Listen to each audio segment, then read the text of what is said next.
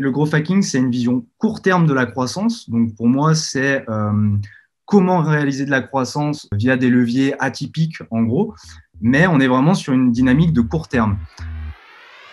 Bienvenue dans les interviews Growth. Je m'appelle Jean-Bernard Sibony. Je vais dénicher et interviewer pour vous des professionnels de l'univers du digital et du growth. Je vais leur poser des questions sur leur vision, leur savoir-faire et les techniques qu'ils utilisent au quotidien pour leur croissance. Salut Victor, j'espère que tu vas bien. Merci beaucoup d'être là aujourd'hui avec moi. Salut. Victor, est-ce que tu veux démarrer tout simplement en parlant de toi, en te présentant? Ouais, avec plaisir. Donc, moi, c'est Victor. Du coup, je suis de Saint-Étienne. Je suis freelance en marketing digital, plus spécialement en growth marketing, en growth hacking. Mon objectif, c'est d'accompagner des TPE et des PME dans le développement de leur stratégie digitale et plus particulièrement pour trouver leur levier de croissance. J'ai une formation plutôt gestion et marketing. J'ai un master en marketing digital. Très basique, je n'ai pas vu de growth pendant mes études. Je me suis plutôt formé justement après mes études en autodidacte et via des formations comme l'antichambre de Germinal. Et voilà, donc aujourd'hui, je suis à la fois freelance, entrepreneur, je monte des projets aussi dans l'associatif, notamment dans les musiques électroniques, et formateur aussi à côté dans différentes écoles et universités, comme l'École supérieure de pub à Lyon, la Chambre de commerce et d'industrie ou l'Université de Bourgogne. Ok, cool. Est-ce que tu te souviens ta première rencontre avec le growth ou le mot growth tout simplement? Alors vraiment, il y a vraiment un truc à comprendre, c'est que jusqu'à début 2020, mon projet professionnel était vraiment centré sur l'événementiel, sur la culture, sur le monde des musiques électroniques. Ça s'est un petit peu cassé la gueule à cause du Covid, même totalement. Du coup, énorme remise en question à cette époque-là. Et la volonté de se dire, OK, je vais proposer des prestations, mais j'ai envie de me démarquer, j'aime bien ce côté base de données, j'aime bien la data. Donc, j'ai commencé à essayer de me former un petit peu plus sur ce côté-là, un peu plus sur le web analytique. Et je suis rapidement tombé sur ces notions de growth hacking. Donc, je suis un petit peu tombé là-dedans par hasard. Mais je crois que la première fois que j'ai vu ce mot, c'était Germinal. Germinal qui en parlait. Et du coup, tu leur as, si j'ai bien compris, donné ta confiance et ils t'ont donné envie d'aller plus loin avec eux? Ouais, ouais, totalement. Puis en plus, à l'époque, ils étaient vraiment au tout début où, je ne sais pas si tu avais conscience de ça, mais où ils ont pivoté en fait. Ils sont passés d'agence d'acquisition à SaaS de formation.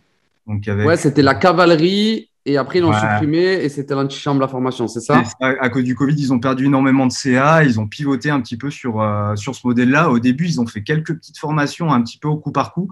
Des formations que j'avais pas forcément prises. Mais après, ils ont sorti l'offre anti-chambre. On avait vraiment accès à pas mal de formations, à des méthodos, à des mappings, enfin vraiment des choses qui aidaient à même visualiser tous les concepts. Et je trouvais ça hyper intéressant. Et globalement, moi, dans mes initiatives un petit peu entrepreneuriales, j'avais aussi cette volonté d'apprendre des choses qui pourraient me servir directement pour monter des projets. Et franchement, c'est totalement le cas du growth hacking. Et donc tu sors de la formation à l'antichambre et tu démarres une activité freelance growth, c'est Alors, ça? alors, ça s'est passé. Donc, je fais l'antichambre. Donc, de mars 2020 à septembre, donc on va dire sur 6 mois, je fais l'antichambre. À côté, je me forme via plein d'autres médias. Je lis des livres, je regarde plein de vidéos, etc. Et en même temps, je commence à faire un petit peu le personal branding sur LinkedIn. C'est comme ça que je trouve mes premiers clients dès septembre, en fait. Donc, ça m'a permis de mettre aussi en pratique toutes ces notions de personal branding que je ne connaissais pas ou peu avant et qui m'ont permis naturellement, organiquement, d'avoir mes premiers clients et ça a démarré comme ça. Et petit à petit, voilà, j'étais sur des contrats un peu variés. Je faisais de la formation un petit peu sur LinkedIn, je faisais du scrapping de la base de données, du mailing. Et petit à petit, je me suis de plus en plus orienté vers tout ce qui est PME, TPE et sur des contrats plus gros, plus de l'ordre du conseil, aussi opérationnel, hein, mais vraiment sur des problématiques qui sont plus larges, plus grosses qu'une simple demande, qu'une simple prestation, par exemple, de scrapping. Ok.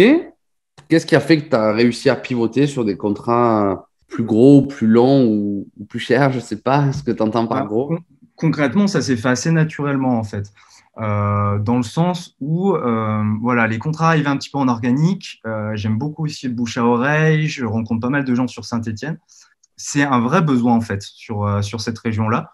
On a des entreprises qui sont un petit peu vieillissantes, qui ont du mal à faire les transitions digitales, qui ont besoin de renouveler leur stratégie digitale complète en fait. Et je suis allé taper à la porte de deux, trois entreprises. J'ai parlé un petit peu de techniques de growth, surtout de growth marketing, mais sans entrer vraiment dans les détails pour pas trop leur faire peur avec des terminologies. Mais voilà, et petit à petit, on m'a fait confiance. Et aujourd'hui, la plupart de mes contrats, en fait, sont des contrats d'accompagnement mensuels. Alors, du coup, sur LinkedIn, tu notes analyser et élaborer, compréhension fine de votre entreprise. Quand tu dis analyser et élaborer, ça veut dire que tu vas de la stratégie jusqu'à la mise en œuvre? Ouais, concrètement, ce que je propose aujourd'hui, c'est vraiment analyser toute la donnée de l'entreprise, que ce soit de la soft data, de la hard data, donc tous les ressentis des dirigeants. Je rencontre beaucoup de gens dans l'entreprise. Je prends accès à toutes les sources de données digitales. J'analyse tout ça. Et le but, c'est d'imaginer des solutions, brainstormer sur des solutions, les prioriser, essayer des choses. Et voilà, et c'est souvent là la porte d'entrée. Et la porte d'entrée, d'ailleurs, sur ces entreprises-là, c'est quand même souvent les problématiques d'acquisition. Le besoin de générer du lead, de générer des ventes, tout simplement. Et une fois qu'on a réussi à mettre en place des actions de ce côté-là qui sont à peu près, qui marchent bien, globalement, les dirigeants sont plus enclins, sur toutes TPE, PME, sont plus enclins en fait à travailler sur l'activation, la rétention, euh, parce que tout simplement, on leur a déjà apporté de la valeur en fait. Alors, tu l'as dit tout à l'heure, tu parlais de l'exemple de Saint-Étienne où tu dis les boîtes sont peu digitalisées. Mm-hmm. Pas C'est toutes, un hein. problème. Pardon? Pas toutes, hein, mais il y a une vraie demande ici à Saint-Étienne. Et du coup, comment tu gères le problème que je pense que tu dois rencontrer? Tu dis, je vais analyser toutes les sources de données. Est-ce que quand tu arrives, c'est structuré? Est-ce qu'il y a de la donnée? S'il y a de la donnée, est-ce qu'elle est accessible? Comment tu gères ce problème? Comment tu traites vraiment la donnée de tes clients quand tu arrives? Alors, tout dépend. Il y a des TPE et des PME où la donnée, elle existe, mais elle doit être récoltée. Enfin, moi, j'ai déjà travaillé, je te donne un exemple, sur Saint-Étienne. Je travaille avec un e-commerce qui vend des pièces détachées pour moto. En arrivant, il y a de la donnée, mais en fait, les personnes ne savent même pas qu'en fait, sur leur site Internet, il y a Google Analytics qui est branché, donc ils ne savent même pas en fait qu'ils ont des passes pour se connecter à Google Analytics. Pareil pour la Google Search Console. S'ils ont un CMS, par exemple PrestaShop, ils ne savent pas utiliser les statistiques. En fait, ils ont peu conscience de l'intérêt des stats. Du coup, il y a une vraie problématique en fait sur récolter toutes ces données-là. Et il y a une vraie problématique aussi à faire comprendre qu'on a besoin de tous les accès pour tout analyser, parce qu'on est souvent face à des gens qui ne comprennent pas bien l'intérêt de la donnée et qui ne sont pas data-driven du tout dans leur décision, du coup. On est plutôt sur un public qui prend des décisions un petit peu au doigt mouillé, au nez, quoi. Alors, comment tu fais pour arriver face à un prospect qui n'est pas du tout data-driven, réussir à le convaincre de faire affaire avec toi et de le convaincre pendant la mission, en fait, alors? Ben, globalement, comme je te disais avant, on est vraiment sur une clé d'entrée qui est l'acquisition. Donc, ça va être vraiment, je vais identifier en fait les réussites rapides, les quick wins, qui peuvent être activés facilement et faire une vraie différence. Par exemple, tu vois, j'ai travaillé avec un e-commerce aussi qui fait des vêtements pour les personnes âgées. Après avoir analysé un petit peu toute la donnée, il y avait vraiment un intérêt à mettre un petit peu d'argent et de temps dans le SEO. J'ai fait un peu des SEO. On a déclenché beaucoup de CA grâce à ça. Et tout de suite après, on est plus détendu, on peut parler parce qu'on a déjà fait des preuves. Il y a vraiment cette notion-là avec les petites entreprises. Parce qu'on arrive vraiment au début avec cette étiquette un petit peu de marketeur, d'agence, etc., qui peut faire peur. Et du coup, voilà, après, on met en place des KPI, des indicateurs qu'on fait comprendre aux dirigeants. Et ces KPI, on les utilise à la fois, du coup, pour analyser ses performances, enfin la performance de mon travail, et aussi pour légitimer, en fait, le travail, tout simplement. Ouais, donc, étape 1, tu arrives avec des quick wins parce qu'ils veulent de l'acquisition. Une fois que tu leur as donné, entre guillemets, un petit peu à manger et qu'ils te font C'est ça. confiance, là, ils t'écoutent, tu t'assois et tu leur dis, écoutez, Mm. maintenant, il y a ça à faire, C'est on va ça. aller plus loin. Et c'est à ce moment vraiment que tu peux passer, tu vois, en growth marketing, vraiment sur l'explication de ce qu'est le framework hard, de cartographier le parcours client, parler d'activation, de rétention et dire, bon, bah maintenant, voilà, on va mettre un peu plus d'argent sur des actions en activation, en rétention. Les gains seront peut-être moins directs qu'en acquisition et encore. On va aussi toucher parfois au service client, au service commercial, etc. Alors que quand on parle uniquement acquisition, par exemple, pour un e-commerce, souvent, bah, moi, en opérationnel, je peux déjà faire ce qu'il faut pour faire ce quick wins en l'acquisition. Tu nous as dit du coup tout à l'heure que tu penses qu'il y a une pénurie de growth, en tout cas à Saint-Étienne. Mm. Qu'est-ce qui te fait dire ça? Bah, simplement, du fait qu'en fait, à Saint-Étienne, il y a peu ou pas de personnes. Déjà, il n'y a aucun freelance, à part moi qui fait du growth, à ma connaissance, bien sûr. Après, même dans tout ce qui est environnement agence, on a très peu on n'a pas cette expertise growth. Je suis approché par des agences à Saint-Étienne pour justement faire du conseil en growth, par exemple. Et ça rejoint aussi le fait qu'à mon avis, aujourd'hui, dans les formations et notamment dans les écoles et à l'université, on enseigne encore beaucoup le marketing à l'ancienne. Les étudiants n'ont pas conscience du growth. Et du coup, on a une pénurie de profils. Et je pense qu'aussi à Lyon, on a pas beaucoup de profils growth au final. Alors, c'est marrant. Donc, tu te dis, à l'école, ils apprennent le marketing à l'ancienne. Ça veut dire quoi? Ça veut dire que tu Alors, considères marketing, c'est avant et le growth, c'est après ou c'est deux choses parallèles? alors, moi, j'en viens à me dire aujourd'hui, est-ce que le growth, on n'est pas sur un peu le marketing plus actuel? Tu vois, là, par exemple, j'ai donné un cours à l'école supérieure de pub en ce début de semaine. Et c'était vraiment le premier cours. Le cours s'appelle Marketing.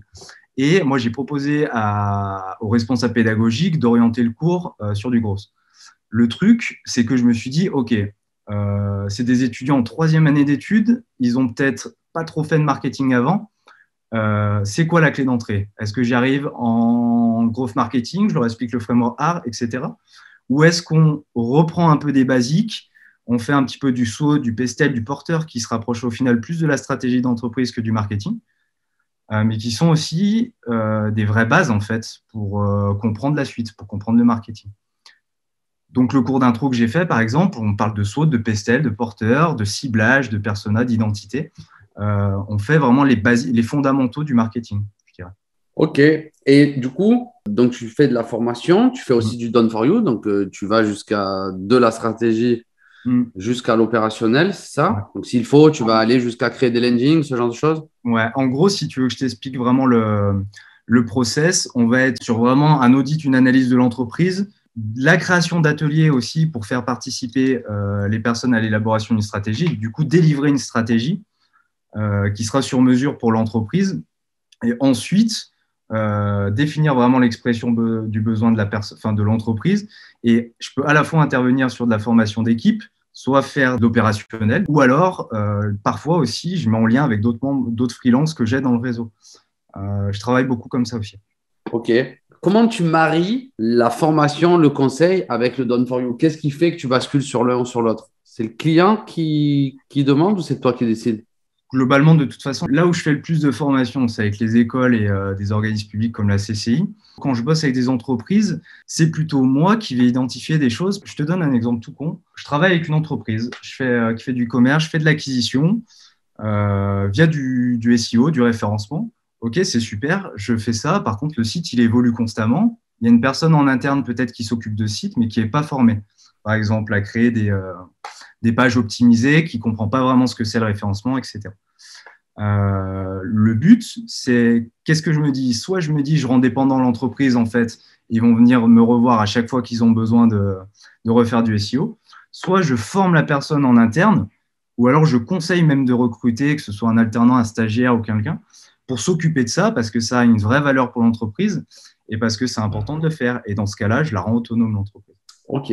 Tes interventions, tes formations que tu donnes, que tu dispenses à la CCI dans les écoles, est-ce que c'est des formations qui s'intègrent dans ta propre stratégie growth pour ta preuve sociale, pour ta rétention de ton audience, etc., pour tes clients? Ou est-ce que c'est vraiment une offre à part entière qui te génère un revenu qui te fait vivre? Là, je suis intervenant pour l'ESP, c'est l'école supérieure de pub, mais c'est sur le même campus que l'ESD, en fait. Et je suis intervenant pour les deux. En fait, si tu veux, pour l'ESP, je suis intervenant comme je viens de l'expliquer, en marketing avec l'axe growth.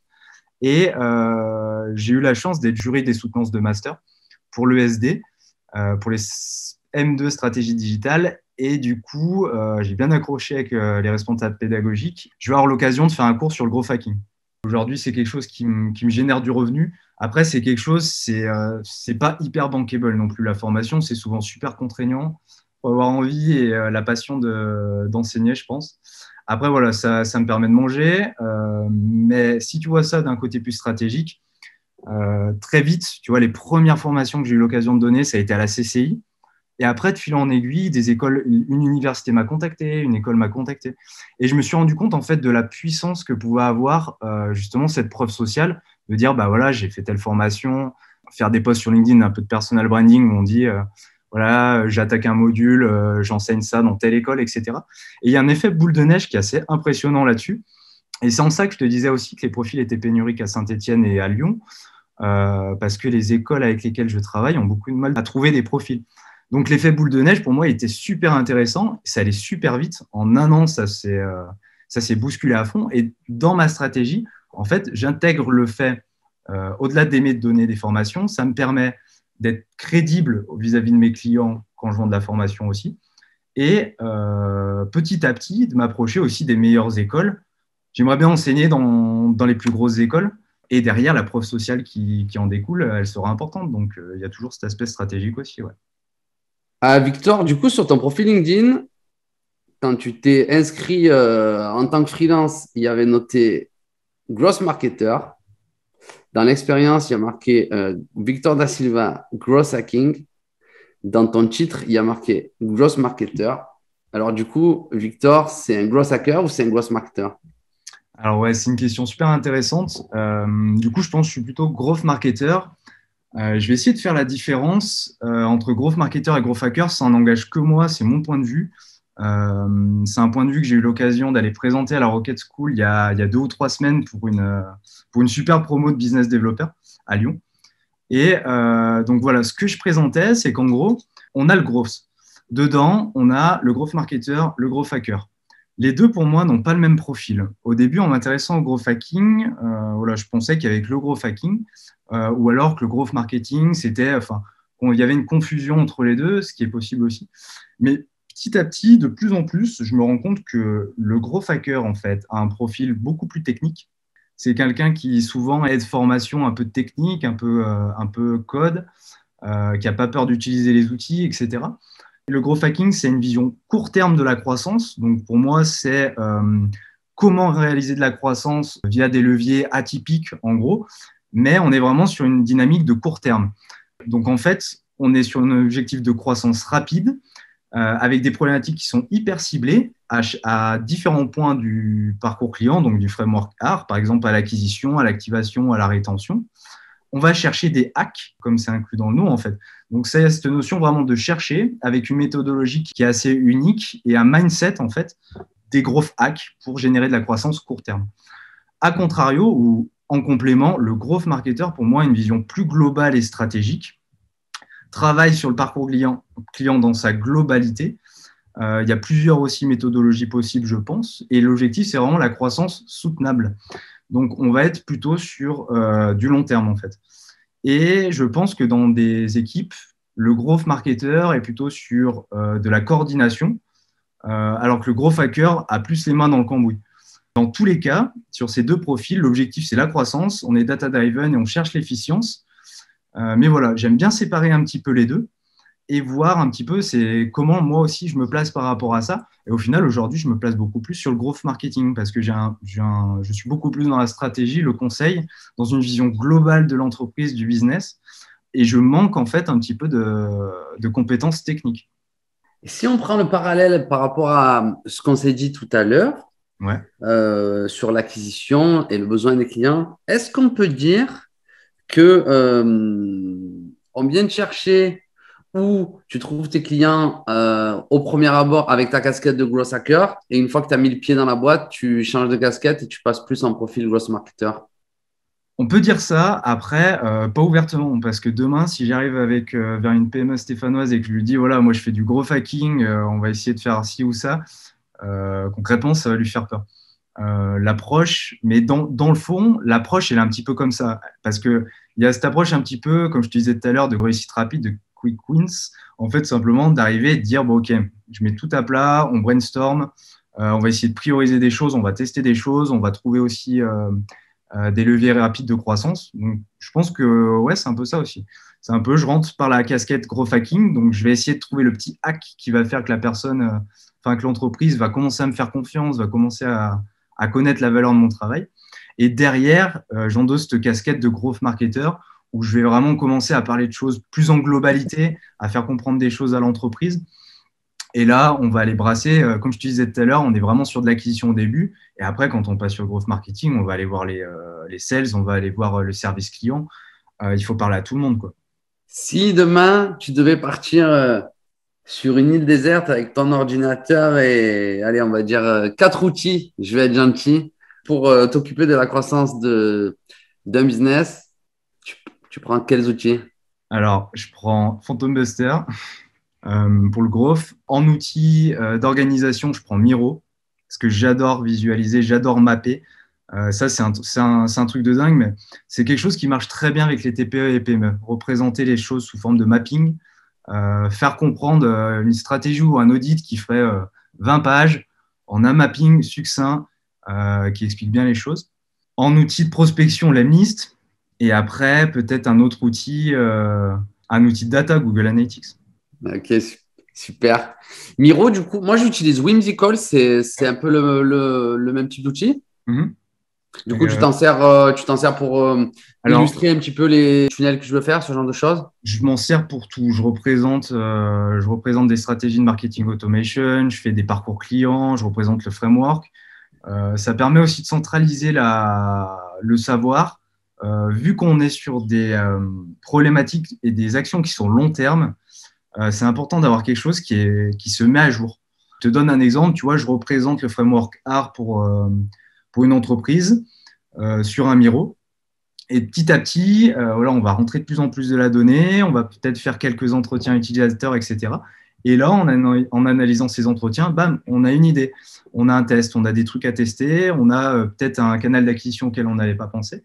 Bam, on l'intègre dans notre mapping et on peut revenir plus tard, voir qu'on a ce canal d'acquisition qui peut être activé ou du moins testé au début. Et voilà. Mais globalement, moi, j'aime beaucoup faire ça et je suis persuadé qu'il y a un réel intérêt, en fait, quand on apprend quelque chose, que ce soit du marketing ou autre, de mapper sa connaissance et surtout de créer des procédures. Parce que si, surtout dans des métiers comme ça, du digital, où des fois, voilà, on va peut-être faire, je sais pas, une campagne Lemlist à un moment donné, ou du SEO à un moment donné sur un e-commerce, et peut-être pendant 4 ou 5 mois ou 6 mois, on ne va plus en faire.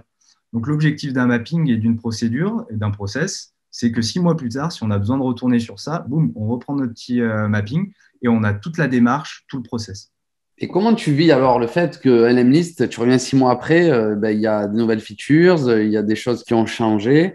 Comment tu gères ça dans ce métier Ouais, c'est super compliqué, c'est une mise à jour, permanente. Après, quand tu suis un petit peu l'actualité, même si tu fais pas forcément des campagnes, tu te reconnectes, tu vas bidouiller un petit peu. Mais globalement, c'est des outils qui évoluent super vite, donc c'est compliqué. Et comme je t'ai dit, moi, j'ai beaucoup plus un profil, je fais de l'opérationnel, mais j'ai beaucoup plus un profil stratégique et de conseil. Du coup, parfois, c'est dur de se remettre dedans. Ouais. Tu veux nous parler un petit peu de la Rocket School? Alors, je ne sais pas ce qui se passe en ce moment. J'entends parler d'eux partout. Je ne sais pas si c'est un hasard. J'ai l'impression qu'ils sont en train d'exploser. Est-ce que je suis objectif? Je ne sais pas. Et quel est ton avis déjà sur ça? Et qu'est-ce que tu penses du coup de la Rocket School, toi qui es intervenu chez eux? Ouais. Et bah, tu vois, pour commencer à en parler, truc simple, si tu tapes sur Internet École Business Developer, tu ne trouves pas grand-chose. Ils apparaissent dans les premiers. Ça vient aussi du fait qu'aujourd'hui, tu vois, moi j'ai l'occasion d'intervenir aussi sur des formations BizDev, mais plus commerciales en fait. À l'Université de Bourgogne, par exemple, pour des licences 3 commerce, ils apprennent vraiment ça, pareil, vraiment ça de façon très traditionnelle. Ils n'ont pas du tout ce côté BizDev, un petit peu de tech, un petit peu digital. Et c'est en ça, je pense, que la Rocket School a apporté aussi un vent de fraîcheur dans les formations, dans les écoles. Ils forment uniquement sur 3 métiers, Growth Hacker, Customer Success et Business Developer. Et ils ont surtout une méthode de recrutement qui est juste ouf, c'est qu'ils recrutent les futurs étudiants uniquement sur leur personnalité et sur les soft skills. donc pratiquement pas sur leur diplôme. Donc au final, on est à contre-pied pratiquement total du système classique des écoles et des universités. Et c'est un truc de fou parce que au final, quand j'ai eu l'occasion d'intervenir à la Rocket School, tu découvres des profils hyper divers et surtout des gens qui ont la dalle, quoi, qui sont trop chauds et qui sont vraiment humainement super. Du coup, je pense que c'est ça qui fait la réussite de Rocket School. Et puis voilà, ils communiquent bien aussi, ils sont présents sur les réseaux, ils sont forts aussi. Ouais, ben là, je me suis fait contacter par un futur élève qui me Ok. demandait de le recruter en Ouais, alternance. ça cherche des alternances. C'est ça. Vu l'email sur lequel il m'a contacté, en fait, je pense qu'il a scrappé mon email. Donc, en fait, je me suis dit, le gars, il a déjà plus ou moins l'état d'esprit gross hacking pour le coup, et même déjà des compétences en outils. Et je me suis dit, c'est incroyable, ils utilisent ce qu'il va apprendre à Rocket School pour aller trouver son alternant. Enfin, Grave. Et, parce que son c'était patron. souvent aussi sur des gens qui ont déjà un background. C'est des gens entre 20 et 50 ans, quoi. Donc, tu peux avoir des gens qui ont 35 ans, qui sont en reconversion, mais qui ont déjà aussi bidouillé dans leur coin, fait deux, trois trucs. Il y a des gens qui viennent aussi du milieu du marketing et qui veulent aussi juste se mettre au niveau, pivoter au sein du marketing dans un nouveau métier. Et ce qui est fort aussi à la Rocket School, c'est que très peu de théorie, beaucoup de pratique. Donc, ils sont vite en fait en train de faire de la grosse campagne Lemlist, scraper des bases. C'est beaucoup des challenges, il y a peu d'interventions théoriques. Donc, ça mêle alternance, un peu de théorie et énormément de pratique. Et c'est surtout que du coup, la pratique, elle est faite en lien avec des agences et des entreprises du territoire qui donnent des réelles problématiques. Donc ça aussi, ça a une valeur qui est top. C'est de plus en plus courant même dans d'autres écoles. Mais tu vois, ça, c'est quelque chose, moi, à l'université, qui m'a cruellement manqué. Et alors, pour le coup, toi qui connais bien du coup le cursus et le programme de Rocket School, ils sont vraiment orientés growth hacking, opérationnel, on va faire du lemlist et du scrapping, ou ils ont quand même une approche growth marketing un peu plus, avec un peu plus de hauteur Non, stratégique? globalement, ils sont. Il y a toujours cette petite. Voilà, c'est où est-ce qu'on place la barre? Est-ce que le growth hacking, c'est juste connaître le framework R? Alors, Rocket School, ils apprennent le framework R. Mais ils sont vite. En fait, ils vont être vite dirigés sur toute la partie technique. Si je peux citer des cours, il y a des cours qui s'appellent le backlog du growth hacker. Donc, ça va être expliqué comment mettre en place des expérimentations, comment on peut suivre sa donnée, etc. Et après, ils vont surtout avoir des cours plus sur la partie technique, comme tu as dit, plus sur du scrapping, sur de l'emailing, etc. Et toi, alors, t'en fais encore un petit peu, Phantom Buster, tu l'utilises encore un petit peu Ouais. récemment Et ou t'es bah, vraiment… ouais, je l'utilise encore à fond. En vrai, c'est un outil que j'adore. Comme je te disais au début, j'ai une grosse appétence en fait pour la base de données. Donc, le jour en fait où j'ai rencontré cet outil, je suis devenu dingue, tout simplement. Et du coup, je l'utilise souvent et pour vraiment tout un tas de clients. Dernier exemple, un magasin à Saint-Étienne. Donc un magasin assez réputé, qui est assez haut de gamme en art de la table, qui voulait démarcher une clientèle profession libérale. Il se disait, OK, je ne sais pas comment faire, etc. Je dis, bah attends, bouge pas, moi je scrape Google Maps, je lui ai fait 3 bases, notaire, avocat et médecin, avec toutes les adresses, j'ai cliné tout ça, ça m'a pris 2 heures. Je suis revenu vers lui, il m'a dit, ah ouais, OK, voilà, on va partir on va essayer de démarcher comme ça. Et derrière, je vais lui amener un petit peu tout aussi une stratégie derrière pour faire ses envois postaux. Le but, c'est démarcher par lettre postale. En fait. Oui, donc, OK, pour le coup, tu scrapes les adresses, pas forcément le website derrière pour aller récupérer Non, l'adresse email. il y a même pas besoin parce que là, on veut faire du postal. Globalement, il y a aussi plus classiquement faire du ciblage, des exports. Donc, cibler sur Sales Navigator, exporter sur Phantom Buster. Et là, après, aller enrichir avec des outils comme Drop Contact, Société Info, etc. pour avoir le mail, le website, des infos sur la boîte. Mais tu vois, ça, je le fais un peu moins maintenant. Ça, c'est quelque chose que j'apprends maintenant. Je te parlais tout à l'heure de la licence commerciale à l'Université de Bourgogne. Je leur fais un workshop de 2 jours uniquement sur ça. Comme ça, en 2 jours, ils sortent, ils ont la compétence et ils savent faire. Et derrière, ça part avec les listes. Et derrière moi, à l'époque, ça partait avec l'EMLIS, mais même eux, on part vraiment de loin, tu vois, sur ceux qui sont formés encore dans le cursus classique commercial, on va dire. La plupart, la moitié, ils font dans leur alternance en licence 3, donc en 3e année d'études, ils font des bases de données à la main. Ouais. Donc rien que ça, tu vois, rien que ça leur apporte un skill, une compétence qui est intéressante. Il faudrait presque un autre workshop pour faire toute la partie. On construit les mails, on fait des supports, on travaille un peu plus la proposition de valeur et on paramètre les listes. Mais ça, c'est des choses qui sont aussi quand même accessibles. On a la chance, c'est des outils qui sont quand même simples à utiliser. J'ai vu sur ton blog un article qui n'était pas tout récent où tu parlais de prospecting. Tu as Ouais. testé Wallaxy? Pas testé encore. Pas testé. Je suis resté un petit peu sur prospecting. Il faut absolument que je le teste sur Laxi. Mais non, pas testé encore. Comme je te disais tout à l'heure, j'ai pas la. Bah là, en ce moment, j'ai pas d'automatisation LinkedIn à faire, tout simplement. Mais il faudrait que je le teste aussi. Il y a la Growth Machine qui a l'air aussi dingue. Je sais pas si tu as testé, toi. J'ai pas testé la grosse machine. J'ai Et testé Wallaxy beaucoup, mais non, pas la grosse machine. Wallaxy, on est maintenant sur du cross-canal. Ouais, et l'Emlist aussi, pour le coup. Donc, l'Emlist a rajouté LinkedIn et Wallaxy a rajouté les emails. Ouais, donc en fait, le futur, il est là, quoi. Mais la Growth Machine, ça fait un moment qu'ils faisaient ça aussi. Et pour le coup, ça m'inspire bien confiance comme outil. Mais pareil, il faut le momentum pour tester, quoi. Est-ce que tu utilises un service ou un outil spécifique pour ton client qui veut faire partir des courriers? Non, donc tu vois, on est sur des bases d'une centaine. Donc je pense qu'on va être sur un 300 envois.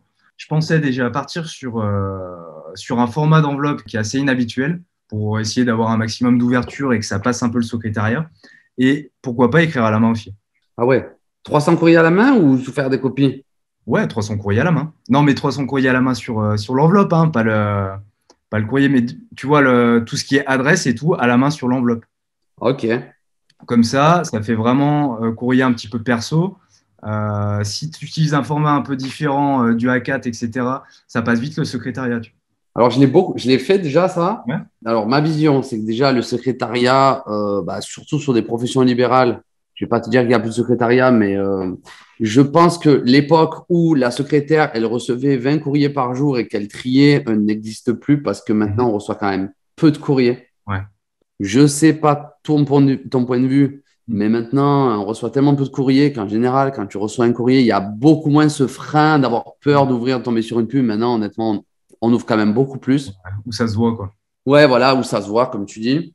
Alors moi, j'ai 3 enfants, donc, dont 2 qui sont en âge de m'aider. Donc, en fait, quand je faisais du mailing courrier, C'était des petites mains. je filais 10 balles à mon fils et je lui disais, mon fils, on avait mis en place un process parce que tu verras. Alors, tiens, du coup, je parle de cette expérience parce que c'est plus compliqué que ça en a l'air de faire 300 enveloppes. Ouais. Tu vois, c'est quelque chose qui est potentiellement délégable à quelqu'un dans l'entreprise, dans le magasin aussi. Un Ouais, stagiaire, un alternant. Ça fait participer aussi. effectivement, effectivement. Et ouais, ok. Enfin, en tout cas, pour raconter la petite histoire, on avait notre petite éponge parce qu'au bout de 30, tu n'as plus de salive, ni pour poser des thèmes, ni pour fermer les enveloppes. Et puis après, je suis passé à les mettre directement dans l'imprimante et ça passait pas, et ça marchait bien. Et un petit tips que je donne, c'est que s'il y a un appel à l'action dans le courrier, bah, soit moi j'utilise des outils comme Aircall. Moi, j'ai une grosse problématique de tracking là-dessus. Bah justement, bah c'est là où je veux en venir parce que du coup, pour moi, il n'y a pas de tracking. La Oui, campagne, oui. elle est morte dans Elle ne l'œuf. sert Donc, à alors, rien. tu peux utiliser un outil comme on-off au pire. En tout cas, il faut que enfin, en tout cas, moi, je crée un numéro de téléphone dédié à la campagne. Si j'ai un appel à l'action, C'est appel ce que je, téléphonique. c'est ce que je pensais faire en neuf. Pour tout ce qui est website, bah, soit un bit.ly, soit un QR code. Elle est là, la problématique aussi, il n'a pas de site. Bah alors, soit il faut faire une landing dédiée et du coup, le problème ne se pose pas parce que tu sais que le trafic qui vient, si c'est une nouvelle landing ou un Calendly, en tout cas, il faut traquer soit avec un bit.ly, un raccourcisseur d'URL. Et Moi, tu vois, j'aurais presque fait en direct, tu vois, juste traquer le numéro de téléphone, les appels et que alors, la landing, c'est le courrier. effectivement, effectivement. Après, en tout cas, dans d'autres cas que tu pourras rencontrer demain, si le téléphone n'est pas le point d'entrée, parce que ça arrive, quelque chose qui est basique hein, et simple, en tout cas sur du commerce, c'est vraiment jamais oublier de mettre le code promo qui fait que tu apportes quelque chose et que la personne, tu sais que ce code promo, il était dans le courrier. Parce que si tu ne traques pas, c'est horrible. Ouais, Derrière, tu peux pas scaler. ça, c'est Et clair. voilà, tu vas en faire T'as aucune, 300. Le but, c'est de se dire, super, le courrier, ça marche, on va aller en faire beaucoup plus. t'as aucune notion de la performance et de la mise à l'échelle après, quoi. Mais voilà, il y a le QR code qui est pas mal quand on a vraiment le but, c'est d'amener, tu vois, ça peut être une vidéo, ça peut être enfin, ça peut être plein de choses, mais il faut vraiment réfléchir à traquer parce C'est que pas mal sinon, cette idée de QR code qui peut renvoyer vers une notion plus digitale et pourquoi pas une vidéo qui est assez sympa à regarder en finale présentation du magasin. C'est une bonne idée. ouais, j'ai fait QR code. Le QR code, moi, dans mon cas, Pareil, est-ce que le QR code sur des cibles qui peuvent avoir, enfin, est-ce que tout le monde aujourd'hui sait scanner des QR codes à un téléphone qui scanne des QR codes, quoi? non. Non, alors depuis quand même pas très longtemps maintenant, ça fait je crois un an ou un an et demi ou un peu plus, je sais plus, que l'iPhone l'avait, mais pendant longtemps, l'iPhone n'avait pas le QR code natif. Hmm. Maintenant, ça l'est. Effectivement, c'est pour ça que enfin, moi, je privilégie plusieurs QR codes. Je suis quelqu'un qui n'aime pas trop téléphoner, bizarrement. Moi non Donc, plus. forcément que je mets jamais un appel à l'action uniquement de téléphone. Je suis pas quelqu'un qui va spontanément comme ça téléphoner. Je suis quelqu'un qui ne n'ira pas chez un coiffeur si je peux pas réserver en ligne. C'est vraiment personnel. Et du coup, bah, j'ai peut-être tort, mais du coup, je réfléchis comme ça quand je crée mes Hmm. appels à l'action. Pour moi, s'il y a que téléphone, bah, j'ai peur de perdre les JB qui aiment pas téléphoner.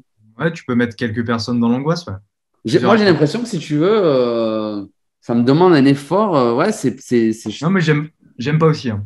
Personnellement, j'aime pas téléphoner. J'ai vaincu un petit peu cette peur en prenant des missions associatives qui me demandaient de beaucoup, beaucoup, beaucoup téléphoner. ouais, je pars du principe que si tu m'apportes pas un minimum de valeur, j'ai pas envie de te consacrer 5 minutes à. Ouais, puis on a vite fait de passer notre temps au téléphone aussi, pour des choses qui pourraient être réglées par mail ou plus vite. Bref, ça me fait penser un petit peu, ça, ces notions d'utilisation, tu vois, des technologies. Ça me fait penser à un cas que j'ai eu là, pour un e-commerce dont la cible, en fait, a 55 ans plus et n'achète pas pour elle, mais du coup, pour ses parents.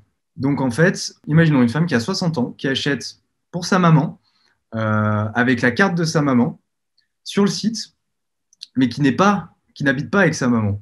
Donc, en gros, tu vois la problématique arriver ou pas? Non. La problématique, c'est que quand elle passe au paiement, cette personne, avec la double authentification, maintenant elle est SMS, en gros, le SMS est sur le téléphone de sa maman, qui elle ne sait souvent pas comment fonctionne ça, en fait, tout simplement. Et souvent, on a des personnes bah, voilà, qui ont une soixantaine d'années et qui n'arrivent pas, qui sont en défaut de paiement et qui ne comprennent pas pourquoi. Donc là, sur une problématique comme ça, tu vois, ça peut être, mon apport gros, ça peut être tout simplement d'aller connecter le CMS avec Integromat et AllMySMS et que dès qu'on a un cas comme ça, simplement envoyer un SMS à la personne qui doit rappeler et accompagner la personne. Et on fait souvent comme ça de l'appel sortant. Imagine, tu as une personne qui est en défaut de paiement. Directement, une minute plus tard, elle est appelée par une personne qui sait qu'elle est en défaut de paiement. Pourquoi? Et qui va l'accompagner pour réaliser l'achat. Ça, on commence à toucher, tu vois, au process et qui sont une partie importante aussi dans les PME. Et souvent, même avec des petites actions, des petits SMS, des petites choses comme ça, bah, tu rends facile ou plus simple le quotidien des gens et tu améliores la performance. Et là, dans ce cas-là, tu vois, on a un effet, on a un wow moment, en fait, à ce moment-là, parce que la personne, elle est rappelée direct, elle se dit, waouh, enfin, le service, il est génial, quoi. Tu l'as déjà expérimenté, ça? Ouais, c'est implémenté, ouais. Ça marche bien? Ça marche super bien. Bah après, voilà, il faut ta cible. Nous, on a une cible sur ce business-là. On a fait des entretiens utilisateurs, des sondages. On a une cible qui a 75% et OK pour être contactée par téléphone parce qu'elle a 60 ans. Moi, perso, je sais pas, je bug un paiement sur Internet. Je sais pas si j'aimerais bien qu'on m'appelle direct, tu vois. Donc, encore une fois, on est encore sur analyse de cible. Qu'est-ce qu'il faut mettre en place, comment on peut l'implémenter, créer le process dans la PME et le faire utiliser par les personnes. Et il y a deux intérêts, faciliter la vie des gens et gagner en performance parce que du coup, sur la rétention, on crée un wow moment et c'est génial. Super intéressant.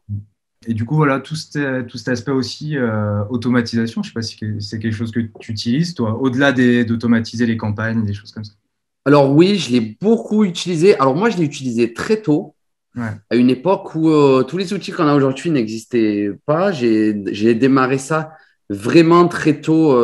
Tu vois, quand je vendais sur eBay il y a 10 ans, où j'avais déjà mis en place des systèmes avec des développeurs où on récupérait les emails pour les récupérer dans Mmh. des bases de données. Donc en Oui, donc fait, tu étais sur du code, quoi. Ouais, donc moi, je codais pas, mais du coup, je trouvais des développeurs ou des Tu faisais des Fiverr. scripts, Pardon? tu faisais du script, tu faisais développer des scripts perso. Bah, j'ai mis en place des systèmes de téléchargement d'étiquettes de retour à une époque où Amazon commençait. Voilà, c'était à l'époque, j'avais l'impression qu'un téléchargement d'étiquettes comme ça, en tout cas dans mon métier, il n'y en avait pas. J'avais vraiment l'impression il y avait Amazon, Zalando et moi qui faisaient ça. Mm. Tu vois, je revenais sur eBay, par exemple. J'ai mis en place des systèmes. Donc, c'était des réparateurs de smartphones professionnels ou petits professionnels qui commandaient. Donc, j'essayais de calculer la fréquence d'achat des clients. Donc, chaque client qui avait fait plus de X commandes, on calculait la moyenne de fréquence d'achat et ça me sortait des alertes quand un client aurait dû commander et qu'il n'a pas commandé et on faisait des relances automatiques en fonction de la fréquence d'achat du client. Eh ben, tu vois, si je peux parler d'un truc un petit peu en rapport aussi, tu as toute la notion, tu vois, moi pour ce e-commerce-là où j'ai mis en place ces intégrations et ces automatisations, la problématique, ça a été de représenter tout le parcours client, de l'acquisition à l'activation à la rétention, et de se dire, entre l'acquisition, l'activation, la rétention, quelles sont toutes les actions possibles du client et les points de contact. Et tu arrives en fait à créer ce qu'on appelle un onboarding, je ne sais pas si ça te parle, à la manière d'un recrutement d'entreprise, tu vas accompagner un nouveau salarié dans sa prise de poste, et ben là, tu vas onboarder ton client et faire en sorte de lui faire en gros, les bonnes communications au bon moment. Et tu as les classiques marketing automation avec les emails sur du e-commerce, c'est de la relance panier, c'est des mails segmentés, des mails de réactivation. Mais si tu vas un peu plus loin et que tu crosses un petit peu le mail avec aussi de l'appel sortant, du SMS, des choses comme ça, tu arrives en fait à un onboarding bien plus complet avec différents points de contact sur différentes technologies, différents supports. Et c'est super intéressant. Et pour te donner un exemple, par exemple, sur ce site-là, sur lequel je travaille, à partir du troisième achat, on considère que la personne est fidélisée. Ça envoie un SMS au gérant de l'entreprise. Donc, on est vraiment sur une petite PME, moins de 10 salariés. Ça envoie un SMS au gérant de l'entreprise qui, au moment où est déclenché ce troisième achat, appelle la personne pour lui dire est-ce qu'on vous met un petit cadeau pour la personne, etc. Donc, génial. tu augmentes l'expérience client et en plus, tu croises les techs. Est-ce que tu es allé jusqu'à A/B test, ou en tout cas jusqu'à analyser le nombre d'achats qu'il y a eu sur la lifetime value du client, si ça a vraiment augmenté derrière le nombre d'achats ou si ça a fidélisé vraiment les clients? Moi, je te dirai ça dans 2 mois, 3 mois. Ouais, c'est super. Mais là, tout de suite, j'en attends beaucoup. Ça a été très réfléchi et les premiers résultats sont prometteurs, mais il faut attendre un petit peu pour. Il y a des vraies problématiques sur la FTV, sur la lifetime value des. Tu connais Merci Cookie? Non.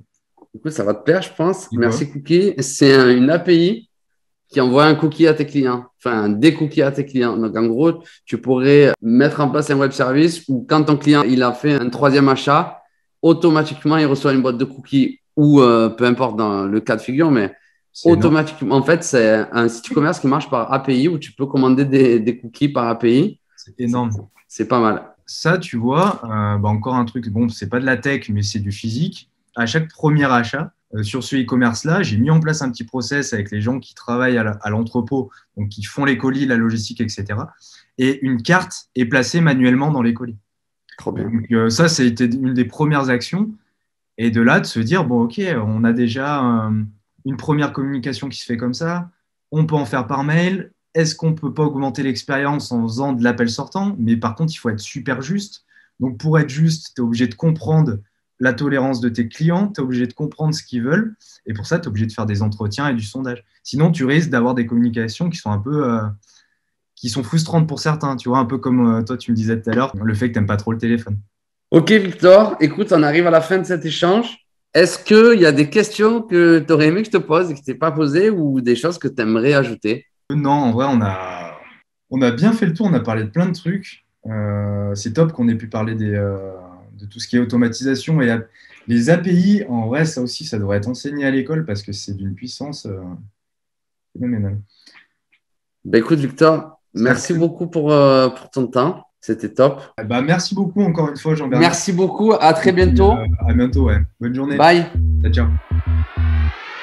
Merci à tous d'avoir écouté cet épisode des interviews Gross. Si ça t'a plu, n'hésite pas à mettre un j'aime et ou un commentaire. De 1, ça va me faire vraiment plaisir. Et de 2, grâce aux algorithmes de YouTube, ça permettra à d'autres personnes comme toi d'écouter ce podcast. Sache que je réponds à tous les commentaires et à toutes les personnes qui me contactent. Je suis joignable sur LinkedIn, Facebook, Messenger, Instagram. Je réponds à tous les messages et toutes les demandes qui concernent le growth. Pour être averti en avance des prochains podcasts et des prochaines vidéos, je t'invite à t'abonner à cette chaîne et à rejoindre mon groupe Facebook Chasseurs de Pro. Tu trouveras le lien dans la description de cette vidéo. J'y balance plein d'informations et des techniques sur le growth, le scrapping et l'acquisition de prospects en B2B. Sur ce, je te dis à bientôt pour un autre épisode des interviews growth.